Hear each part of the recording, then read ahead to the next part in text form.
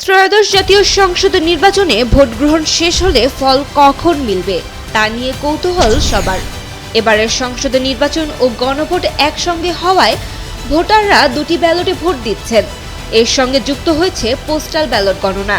ফলে স্বাভাবিক সময়ের চেয়ে ফল প্রকাশে বিলম্ব হতে পারে বলে আগেই জানিয়েছে নির্বাচন কমিশন। ইসি আশা করছে ভোট গ্রহণের পরদিন শুক্রবার দিনের প্রথম ভাগেই ফল ঘোষণা করা সম্ভব হবে।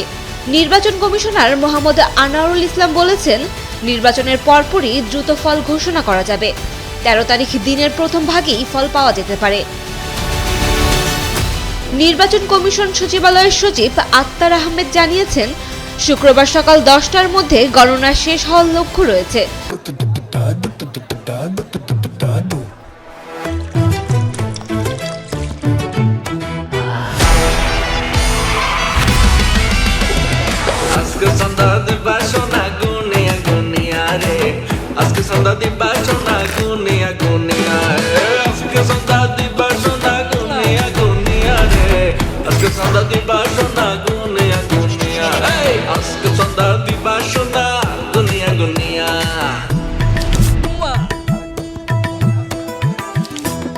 ভাই সেই লাগতেছে আমি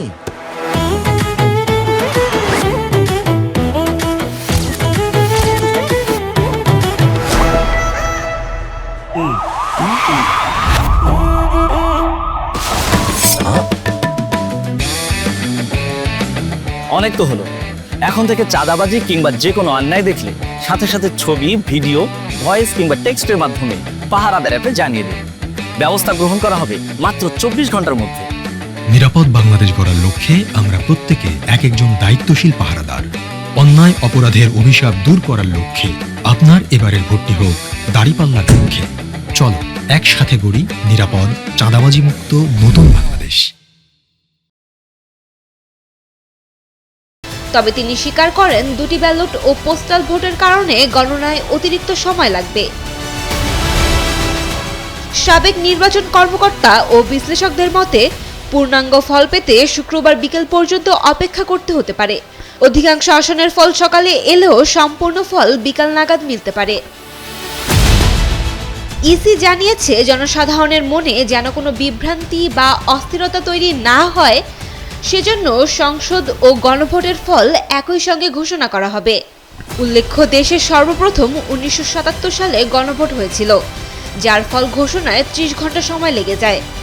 এছাড়া দেশের সর্বশেষ গণভোট হয়েছিল 1991 সালে।